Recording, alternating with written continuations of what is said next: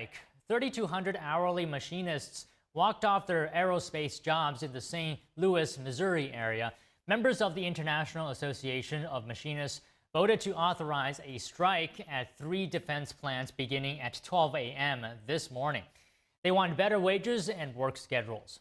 Our membership spoke loud and clear today that they're not happy with Boeing's latest proposal. Their last, best, and final offer, it did meet the membership's expectation. It's the second strike in less than a year for Boeing and the latest blow to the company. The airplane maker has had 6 years of serious financial losses and setbacks to many areas of its businesses, including the defense and space unit affected by this strike. Boeing CEO Kelly Ortberg said the company's earnings call last week that he believes the company will be able to weather the costs of the strike. He suggested this walkout could cost the company far less than last year's strike of 33,000 commercial plane unit workers. Shares of Boeing slipped less than 1% before the opening bell today. And here with us now to look at the potential impacts of Boeing workers' strike on the airline industry is Tim Doscher, Executive Director of Unleash Prosperity. So good afternoon to you, Tim. So just a refresher, 3,200 workers at 3 facilities in the Midwest have walked off the job, and this is over a contract dispute. So my question to you is, what impact could we see to the airline industry and perhaps the overall U.S. economy? Well, look, I mean, it's always a big thing when workers go on strike. I mean, as a son of the city of Detroit, strikes are a very, common thing. And you hear about it. You're in school and your friend's dad is on strike currently at the plant, where I'm from. And that's a very common thing. And the strikes work, they say you need us. And you better come back to the table and get to it. And that's the interesting thing with union negotiations right now. When you're at an impasse, you walk away from the table with the hopes that you get attention for the person that you're negotiating with, that you can get the deal that you want. So we'll see that play out. The interesting part of this, though, is that they're making U.S. defense equipment. They're making our defense vehicles, our planes. And so we're going to see if the federal government takes a stand to step in here and say, look, you guys need to get a deal and get back to work, because this is our national security that's at stake. So we will see how that plays out. We would like to think that, the government won't get involved in a private company, but it's a different thing when you're dealing with national security. So we will see how the Trump administration moves forward with this. Yeah, Tim, I mean, that's a really good point to raise. Because, as you mentioned, defense equipment, right? The facilities make the F-15 Eagle and F/A-18 Hornet.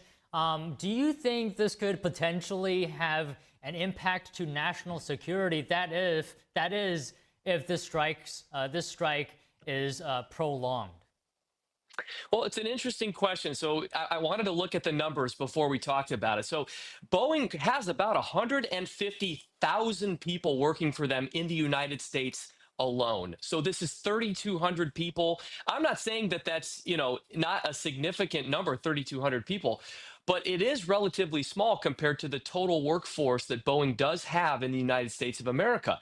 So again, I'm not saying that it's not significant, but you do need to take that into perspective when looking at the size. So could it affect? Yes, I do think it could affect, but I also think that that as negotiations go, I do think that these things do get worked out at the table when you come back from the impasse, and I think that will happen. And I think that the government is confident that it will happen and get worked out. And I just want to follow up on a point you mentioned earlier, that strikes do work. So in extension, would you say that in the end, are you feeling that more than likely that the workers will get what they want? Well, we're gonna have to see how it plays out. I mean, you go big. I mean, it's the art of the deal. You go big, and then you got to settle somewhere in the middle, and I think that's what we are now. But again, I want to make this point here. We're not just dealing with automakers here. We're dealing with people making our national security things, and I think that's a bargaining chip that the other side has to play in these negotiations, saying you're not just bargaining for yourselves, you're bargaining against the United States of American citizens, and so that is a very, very important role that the other side of the negotiation has to play in this role. And so I certainly hope it doesn't affect it. I don't think that it will. Again, I think that these deals do get worked out in the end. But again, I think it's important for people to realize the unions are bargaining with the United States of America citizens at this point. So in addition to the strike, I mean, the mid-air blowout, that was a few years ago, and this is it's been a tough couple of years for Boeing, hasn't it? Yeah, I mean, I was just going to ask you, is this going to further impact its reputation? Well, we'll see. I mean, the stock at this point, it has gone down over the past couple of days. It's leveled off right now today. So I do think that people are seeing that there will be headway made on a deal here. But yeah, it will affect Boeing going forward. They have been down. But I will say this. There is something to be said with the fact that President Trump has been negotiating deals abroad that other countries will be buying aircraft made by Boeing. It won't just be us buying Airbus from France or other companies from Canada. They will be buying more from Boeing, and we do need Boeing to fulfill those orders. They are an American company, and they do provide a lot of airline throughout the world. So they are still a great company. They are still very necessary in the airline spectrum. So we will have that to play with. So I don't see them, faltering or going out of business or anything like, folding up shops or that, because they are extremely, extremely important to the airline industry. Right. I mean, that's another great point to raise, because we can't talk about this in a vacuum, right?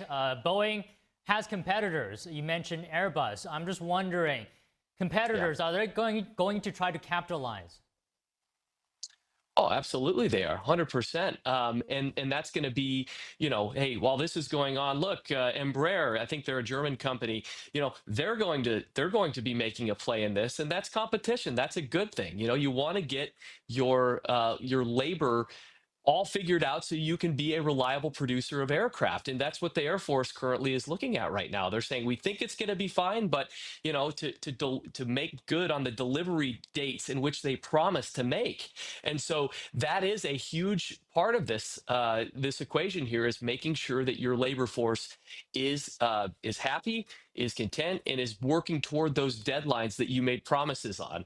So again, we will see what it is, but I also think that again, this is 3,200 employees out of 150,000. I think that we are going to see that deal.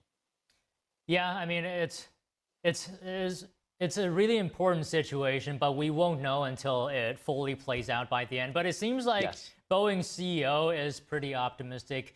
Yeah, I think we can leave the conversation there for today. Thank you very much, Tim. Have a great day. Next, the federal government will soon stop sending out